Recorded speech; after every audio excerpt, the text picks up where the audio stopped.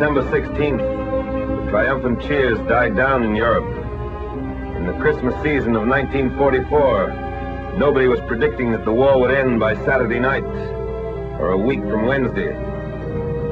And today, with the good news from all fronts singing on all radios, let us remember the dying days of 1944. The infantry remembers those days. They were not being reconverted for civilian production, nor were they worried then or ever that they would be left with too many shells or too many tanks. The Army had come fast and far last fall. We had developed a certain tendency to become complacent. Complacency came to an end in time for the Christmas season. These men had never been complacent. As they fought, they did not seek employment in civilian industry that would secure them after the war. They did not complain about the scarcity of butter or roast beef or the high cost of living. The cost of living on the Cologne Plain was considerably higher than in the United States, but they did not discuss it in their clubs. In December, we learned all over again the bitter lesson of war. War is conducted in mist, in turmoil, and uncertainty.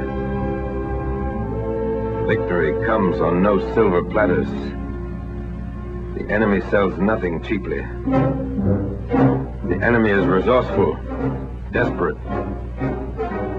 The Nazi Party is willing to sacrifice every building and every soul in Germany to stave off defeat.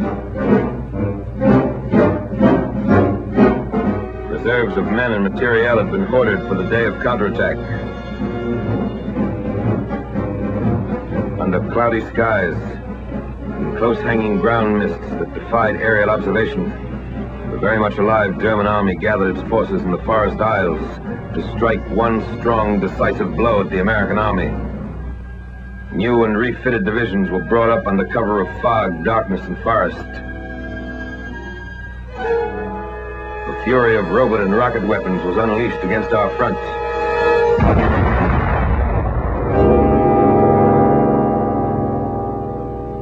In one day, the enemy smashed through the defenses of the American First Army on a 45-mile front and was biting deep into Luxembourg and Belgium. In 24 hours, the initiative changed hands, and the German army, which had put the word blitzkrieg into all languages, unleashed its desperate offensive. They had picked a time when the weather prevented us from using the air weapon, the weapon in which we decisively outweigh them.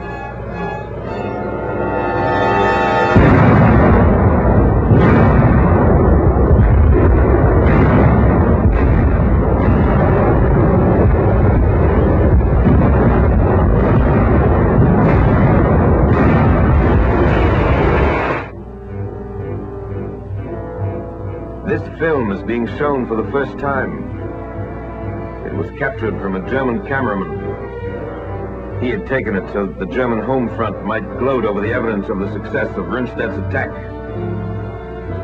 In August, it was German convoys that were caught like this along the French roads.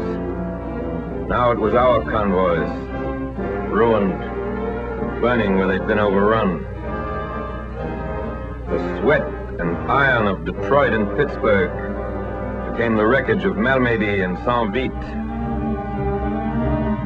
We lost more than jeeps and half-tracks, tires and shells, tanks and guns. We lost men. 78,000 in dead, wounded, and missing.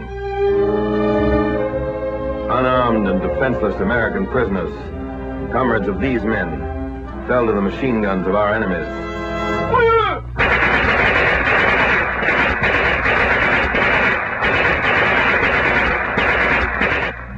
4 weeks later, their frozen bodies, hands and ankles bound, were found where they fell.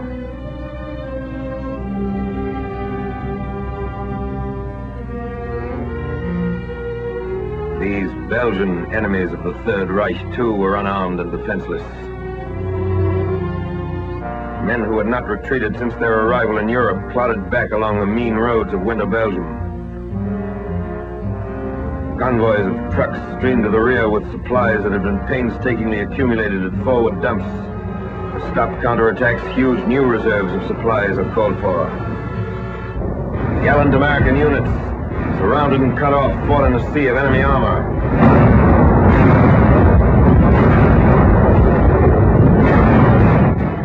Anti-aircraft guns were fired point blank as anti-tank guns until they were overrun.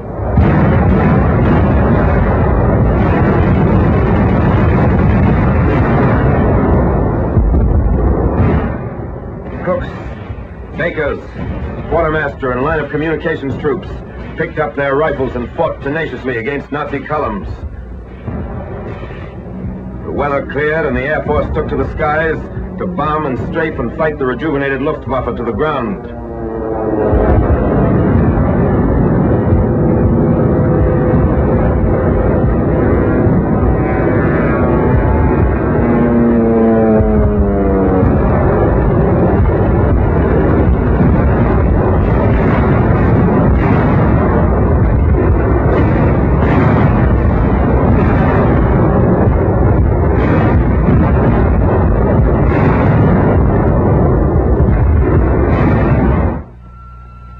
The army held in Belgium.